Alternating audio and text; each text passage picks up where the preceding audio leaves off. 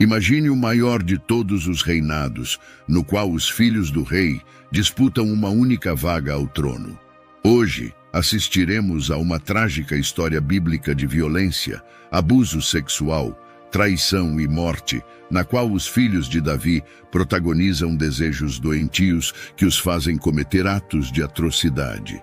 Portanto, já peço que você deixe o seu like, se inscreva no canal e fique conosco até o final do vídeo. A história de Tamar e seu irmão Amnon é uma das narrativas mais dramáticas e trágicas do Antigo Testamento, especificamente no segundo livro de Samuel. Esta história é um exemplo de como a paixão desenfreada e a ausência de limites morais podem levar a consequências desastrosas. Amnon, filho do rei Davi, nutria uma paixão doentia por sua meia-irmã Tamar, que era uma das mulheres mais belas de todo o reino. Consumido por esse desejo, Amnon ficou obcecado, a ponto de arquitetar um plano perverso para satisfazer seus desejos. Certo dia, ele fingiu estar doente e pediu a Davi que Tamar fosse cuidar dele durante sua suposta enfermidade. Quando Tamar chegou para ajudá-lo, Amnon, aproveitando-se da situação, tentou violentá-la. Tamar lutou com todas as suas forças e implorou para que Amnon não fizesse aquilo com ela. No entanto, Amnon, cego por seus desejos egoístas, ignora os apelos de Tamar e a estupra, desrespeitando-a de maneira irreparável. O relato bíblico descreve a angústia e o sofrimento de Tamar diante desse terrível evento. Tamar ficou devastada, não apenas física, mas emocionalmente, marcada por cicatrizes que a marcariam por toda a sua vida. Após o ato violento, Amnon é tomado por um profundo desprezo por Tamar e ordena que ela deixe o quarto, o que intensificou o sofrimento dela. Tamar, desonrada e desolada, vestiu-se com roupas de luto e foi viver com seu irmão Absalão, que ficou furioso com o ocorrido. Ela, outrora uma jovem cheia de promessas, viu-se agora submersa em um oceano de dor e humilhação. A tragédia não se limitou ao ato isolado, estendeu-se para afetar sua identidade, reputação e a própria dinâmica familiar. A notícia começou a se espalhar pelo reino. As pessoas suspeitavam do ocorrido e olhavam para Tamar de uma maneira diferente. Rei Davi, ao saber do ocorrido, ficou muito irritado, mas não tomou nenhuma ação punitiva contra Amnon. Esse fato é importante porque mostra a relutância ou incapacidade de Davi em administrar justiça dentro de sua própria família. Tamar, uma vítima silenciosa, tornou-se um símbolo de sofrimento e injustiça, enquanto as marcas do acontecido repercutiam em sua jornada. Quando a notícia da violência cruel contra Tamar chegou aos ouvidos de Absalão, o segundo filho de Davi, uma tempestade de fúria e tristeza se acendeu em seu coração. O lamento pela tragédia de Tamar misturou-se com a amargura pelo aparente silêncio de Davi diante do crime.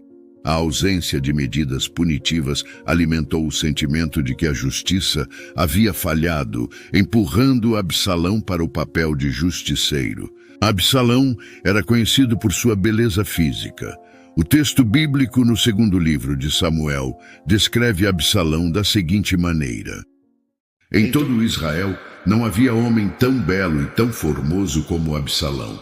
Desde a planta do pé até a cabeça, não havia nele defeito algum. Porém, a história trágica fez com que Absalão, movido por um sentimento avassalador de indignação e desejo de justiça, planejasse meticulosamente uma vingança contra Amnon, o autor da atrocidade que havia assolado sua irmã.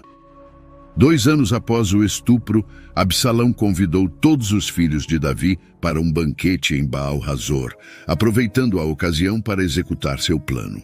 Absalão, disfarçando sua fúria, convidou Amnon para a celebração. Entretanto, sob a aparente atmosfera festiva, a escuridão da vingança se aproximava rapidamente. Durante o banquete, quando Amnon já estava desprevenido, Absalão deu ordens aos seus servos para matá-lo. Amnon foi assassinado como parte da vingança de Absalão pelo estupro de Tamar. Após o assassinato, Absalão foge para a cidade de Gesur para escapar das consequências. A dinâmica familiar, outrora unida, foi devastada por essa tragédia. A morte de Amnon gerou uma profunda ruptura na relação entre Davi e seus filhos, lançando uma sombra de luto sobre o palácio real. A relação entre Absalão e Davi, outrora unida pela linhagem e pelo respeito, começou a estremecer como resultado do sangue derramado no fatídico banquete. A ferida aberta pela morte de Amnon tornou-se um abismo entre pai e filho, obscurecendo as alegrias compartilhadas do passado. Tempos depois, Joabe, percebendo o conflito interno de Davi e desejando uma reconciliação, elabora um plano para sensibilizar o rei. Ele envia uma mulher sábia de Tecoa para contar uma história fictícia a Davi. A mulher inventa uma narrativa sobre dois filhos, onde um mata o outro e a família busca vingança, exigindo justiça. Ao ouvir a história, Davi, indignado, expressa seu desejo por justiça. A mulher de Tecoa, então, habilmente conecta a parábola à situação de Davi e Absalão, destacando a necessidade de reconciliação entre pai e filho. Ela argumenta que, assim como Deus encontra maneiras de trazer de volta aqueles que se afastam, Davi deveria buscar reconciliação com Absalão. A mulher de Tecoa consegue tocar o coração de Davi, levando-o a reconsiderar sua relutância em trazer Absalão de volta. Sendo assim, Davi instrui Joabe a trazer Absalão de volta a Jerusalém, sem impor qualquer castigo pelo assassinato de Amnon. No entanto, ele recusa-se a ver Absalão pessoalmente. Após sua volta a Jerusalém, Absalão nutre ambições de poder que rapidamente se manifestam. Sua beleza excepcional e carisma o destacam, tornando-o uma figura carismática aos olhos do povo. Ele posiciona-se estrategicamente na entrada do palácio, onde cumprimenta e interage com aqueles que vêm buscar justiça ou audiência com o rei. Gradualmente, Absalão começa a ganhar a simpatia do povo por meio de suas ações e palavras persuasivas. Sua habilidade de se comunicar e cativar as massas torna-o popular entre as tribos de Israel. Ele age como se estivesse preocupado com o bem-estar do povo e questiona a administração de justiça do rei Davi, sugerindo que ele faria um líder mais compassivo e eficaz. Ao longo do tempo, Absalão constrói um apoio significativo entre as tribos de Israel. Ele viaja por todo o país, visitando diversas cidades e regiões e utiliza sua influência para ganhar aliados. Absalão explora as insatisfações existentes entre o povo, realçando a ausência de justiça pronta e alegando que poderia oferecer uma liderança mais justa e eficiente. Através de estratégias políticas e manipulação da opinião pública, Absalão mina gradualmente a autoridade de Davi. Ele sutilmente questiona as decisões do rei e insinua que o governo atual não atende às necessidades do povo. Sua abordagem carismática e persuasiva cria uma divisão crescente entre o rei e suas próprias bases de apoio. A incapacidade de Davi em lidar efetivamente com o crime de Amnon provocou um profundo sentimento de injustiça e raiva em Absalão. Nesse cenário de tensão, Absalão, consumido por uma mistura complexa de luto e sede de justiça, toma uma decisão que repercutiria através dos corredores do tempo. Ele se declara rei em Hebrom, desafiando a autoridade de seu próprio pai. A nação se viu dividida entre Davi, o rei estabelecido por Deus, e Absalão, o filho rebelde ansioso por poder. Davi, confrontado com a traição de seu filho, é forçado a fugir de Jerusalém para evitar um conflito direto. Apesar dos esforços de Davi, o conflito inevitável eclodiu em uma guerra civil, com irmãos lutando contra irmãos e leais a Davi enfrentando seguidores fervorosos de Absalão. Os campos de batalha tornaram-se palcos de tragédia, onde a nação se viu dilacerada por divisões profundas, muitas delas enraizadas nas escolhas e mágoas do passado. A história atinge seu clímax na Batalha da Floresta de Efraim, onde as forças de Davi enfrentam as tropas de Absalão.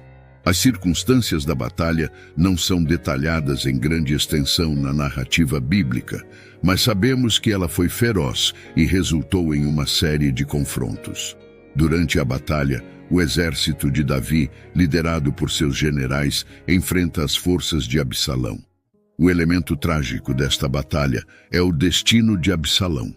Ele é preso por seus longos cabelos em um carvalho enquanto montava um jumento. O mesmo carisma e beleza que o destacaram inicialmente tornaram-se sua ruína quando seus longos cabelos ficaram presos em um carvalho, tornando-o vulnerável aos ataques. Sua posição em vulnerabilidade o torna alvo fácil para os soldados de Joabe, comandante do exército de Davi. Apesar das ordens de Davi para poupar a vida de Absalão, Joabe decide ignorar essas instruções e Absalão é morto. O fim do filho rebelde tornou-se um momento de amargura para Davi. As palavras angustiadas de Davi após a morte de Absalão ressoam como um lamento que transcende os séculos. Meu filho Absalão, meu filho Absalão, quem me dera que eu morrera por ti, Absalão, meu filho, meu filho. Segundo livro de Samuel, capítulo 18, versículo 33. São palavras de um pai enlutado, cujo coração se parte diante da tragédia de perder um filho, mesmo um filho que se rebelou contra ele. A Batalha da Floresta de Efraim marca o fim da rebelião de Absalão e resulta em uma amarga derrota para Davi, apesar da vitória militar.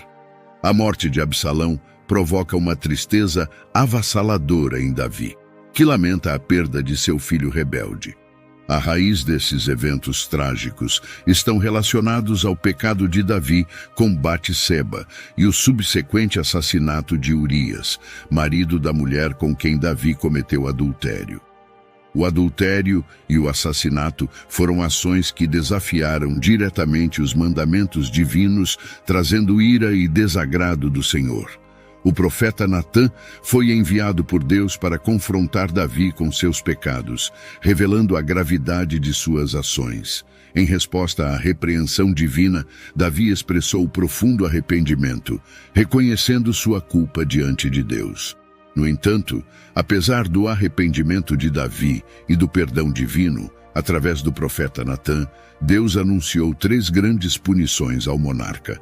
A primeira, Natã profetizou que, como consequência do adultério de Davi com Batseba e o assassinato de Urias, o filho gerado por essa união ilegítima morreria. O bebê adoeceu gravemente e, apesar dos intensos períodos de oração e súplica de Davi a Deus, o filho morreu. Outra punição profetizada por Natã foi que a espada nunca se afastaria da casa de Davi. Isso significava que a violência e conflito estariam presentes em sua família. A narrativa subsequente, incluindo o estupro de Tamar por Aminon e a rebelião de Absalão, demonstra como essa profecia se cumpriu de maneira trágica e sangrenta. Por último, Natã também declarou que as ações de Davi seriam expostas publicamente, causando desonra para ele.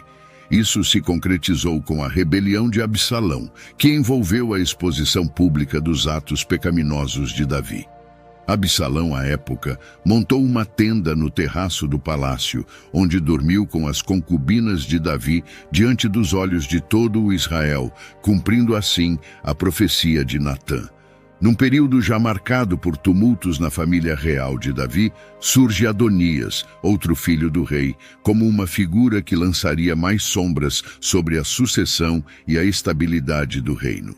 Adonias era o 4º filho do renomado rei Davi. Seu nome, que significa Senhor é meu Senhor, refletindo possíveis aspirações espirituais ou ligação com a fé de sua família. Nascido da união entre Davi e Ragite, uma de suas muitas esposas, Adonias compartilhava parentesco com outros membros notáveis da família real, incluindo Aminon, Absalão, Tamar e Salomão. Adonias, imbuído de ambição, não esperou a morte de Davi para buscar o trono. Ao contrário, ele tomou medidas para declarar-se rei enquanto seu pai ainda vivia. Nos últimos dias de Davi, o peso da idade se fazia sentir. Nesse cenário de declínio físico, Adonias, o filho, até então mais velho de Davi, começou a tramar uma conspiração para tomar o trono. Como herdeiro aparente, Adonias via a oportunidade de reivindicar o reinado para si, desconsiderando a sucessão em favor de Salomão. Vale lembrar que o trono de Davi deveria ser passado para Salomão por uma combinação de promessas divinas e decisões tomadas na corte real. Deus havia prometido a Davi, por meio do profeta Natã, que sua linhagem seria estabelecida para sempre, e um de seus descendentes governaria perpetuamente. Essa promessa divina estabeleceu uma base sólida para a sucessão real. A trama de Adonias ganhou contornos mais evidentes quando ele organizou um grandioso banquete em Enrogel, um local estratégico para reunir aliados e simpatizantes. A festa foi destinada aos príncipes e poderosos do reino, uma tentativa audaciosa de angariar apoio para sua pretensão ao trono. O profeta Natã, o sacerdote Adoques, Benaia e até mesmo Salomão não foram convidados para esse evento. Adonias, ao excluir essas figuras-chave, revelava sua intenção de consolidar seu poder sem a interferência de potenciais opositores. Davi, embora debilitado fisicamente naquele momento, estava longe de ser alheio às maquinações de seu filho. Ciente da situação, ele agiu de maneira decisiva para assegurar que a sucessão seguisse a vontade de Deus. Em uma demonstração de sabedoria e discernimento, Davi instruiu que Salomão, seu filho com Batseba, fosse ungido às pressas como o herdeiro legítimo ao trono. Essa decisão provocou uma clareza necessária sobre a vontade divina para a sucessão, mas também desencadeou uma nova onda de desafios e tensões familiares. A preferência declarada por Salomão como sucessor despertou o descontentamento de Adonias e seus apoiadores, alimentando as chamas da rivalidade interna. Diante desse revés abrupto, Adonias se viu em uma encruzilhada. Temendo pela própria vida diante da perspectiva de retaliação de Salomão, ele buscou refúgio em um lugar sagrado e simbólico, junto ao altar no tabernáculo. Ali, onde a presença divina pairava, Adonias almejava encontrar segurança e clemência. O tabernáculo, como santuário espiritual, era visto como um local de súplicas, onde a misericórdia divina poderia ser invocada. Ao tomar conhecimento da atitude de Adonias, Salomão demonstrou sabedoria e misericórdia. Em um gesto que refletia a justiça equilibrada de seu reinado, Salomão assegurou a Adonias que, caso permanecesse leal em seu reino, nada de mal lhe aconteceria. Esse compromisso foi uma garantia de que, sob a nova liderança, a estabilidade e a paz seriam prioridades. Diante dessa garantia, Adonias, compreendendo a magnanimidade de Salomão, escolheu retornar para sua casa. Reconhecendo a autoridade do recém-ungido rei, Adonias aceitou a decisão divinamente guiada e se submeteu à nova ordem estabelecida por Salomão. Contudo, a história não acaba aqui. Tempos depois, em vez de se submeter à vontade de Deus manifestada na unção de Salomão, Adonias continuou a alimentar ambições pessoais e a cortejar influências em busca de apoio. Ele procurou o auxílio de Batseba, mãe de Salomão, na tentativa de garantir favores que poderiam ser usados para desafiar a ordem estabelecida. O texto bíblico revela que Adonias manifestou o desejo de se casar com Abisage, a jovem sunamita que havia desempenhado um papel significativo nos últimos dias de Davi. Um eventual casamento entre Adonias e Abisage representaria uma oportunidade única e estratégica para o filho mais velho de Davi. Ao casar-se com ela, Adonias estaria fortalecendo sua legitimidade como herdeiro do trono. Além disso, o casamento abriria portas na corte, conferindo a Adonias uma aceitação mais ampla entre os nobres. Adonias, contudo, não percebeu que suas ações estavam em desacordo com os planos divinos para a sucessão. Seu comportamento persistente não apenas minou a estabilidade da casa real, mas também criou um clima de desconfiança e intriga. Salomão percebeu novamente a ameaça potencial representada por Adonias e decidiu agir para proteger seu reino e garantir a estabilidade de seu governo. No primeiro livro de Reis, capítulo 2, versículos 24 e 25, lemos: Mas agora, juro pelo nome do Senhor e pela vida dele, que me deu vida, que Adonias pagará com a própria vida a sua audácia ao fazer tal coisa. Hoje mesmo morrerá. Percebendo a urgência que o caso exigia, Salomão agiu com firmeza. Enviou Benaia, filho de Joiada, como executor da sentença sobre Adonias. A missão era clara: encerrar a vida de Adonias e, com isso, extinguir qualquer chama de ambição que pudesse ameaçar a estabilidade do reinado recém-estabelecido. A execução de Adonias, portanto, tornou-se inevitável, marcando o fim de suas aspirações ao trono. Quanto a Tamar, não há na Bíblia informações específicas sobre sua morte. Já Salomão reinou por um longo período e ficou conhecido por sua sabedoria, riqueza e por liderar a construção do Templo de Jerusalém. A morte de Salomão é mencionada brevemente no livro dos Reis, no Antigo Testamento, sem detalhar as circunstâncias exatas. A Bíblia diz que Salomão dormiu com seus pais e foi sepultado na cidade de Davi, seu pai. Reis, capítulo 11, versículo 43. A expressão dormir com seus pais é uma maneira poética de se referir à morte na linguagem bíblica. As trágicas histórias e mortes dos filhos de Davi, registradas no Antigo Testamento, oferecem um doloroso panorama das complexidades e consequências que podem surgir das escolhas humanas. Desde a terrível violação de Tamar por seu meio-irmão Amnon, até o desenrolar da vingança e morte subsequente, passando pelas lutas internas e desvios morais dos descendentes de Davi. A busca desenfreada por poder, paixões descontroladas e o desvio da adoração exclusiva a Deus contribuíram para uma sucessão de tragédias. No entanto, mesmo diante dessas histórias sombrias, a Bíblia também oferece lições sobre arrependimento, perdão e a busca por uma vida alinhada aos princípios divinos. As trágicas mortes dos filhos de Davi servem como um lembrete impactante de que, mesmo no contexto de falhas humanas, há espaço para redenção e renovação, ressaltando a importância de uma jornada espiritual centrada na busca pela justiça e integridade. Espero que tenham gostado do vídeo de hoje.